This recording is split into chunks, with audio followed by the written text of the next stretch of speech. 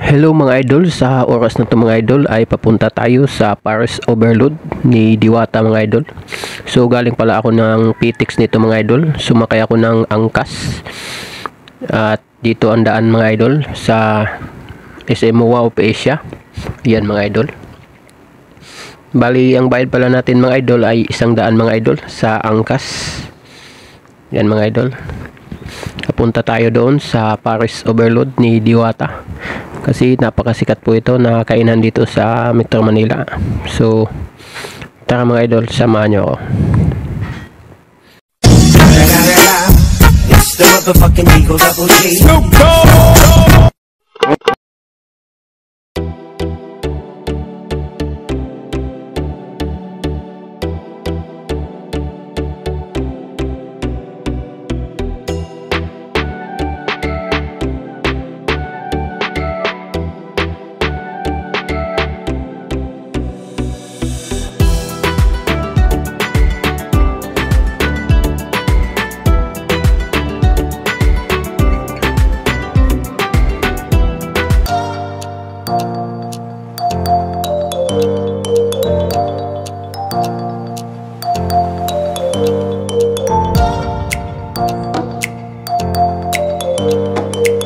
So, nandito na tayo mga idol sa Paris Overload ni Diwata. So, ganito po kadami ang tao dito mga idol. Ganito po kahaba ang pila.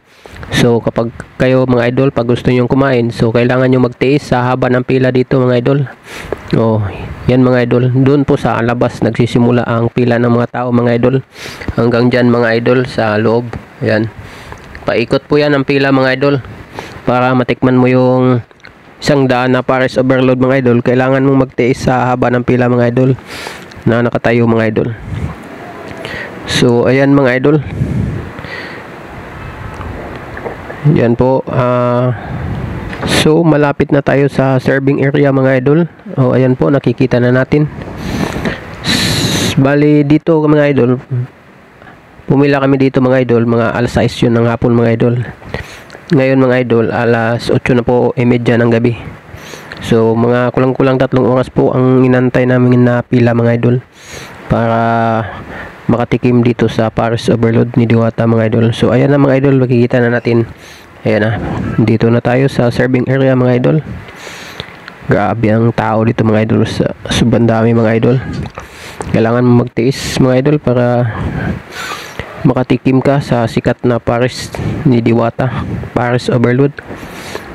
Dito po yan mga idol sa unahan lang po ng SM MOA Mall of Asia. Kapag kayo ay nandun mga idol, sakay lang kayo ng angkas or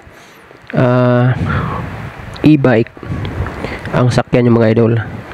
Kapag kayo naman po ay nanggagaling sa PTX, ay kailangan nyo pong mag-taxi or mag-angkas or joyride.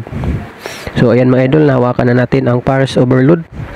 So kuha na tayo ng kanin mga idol.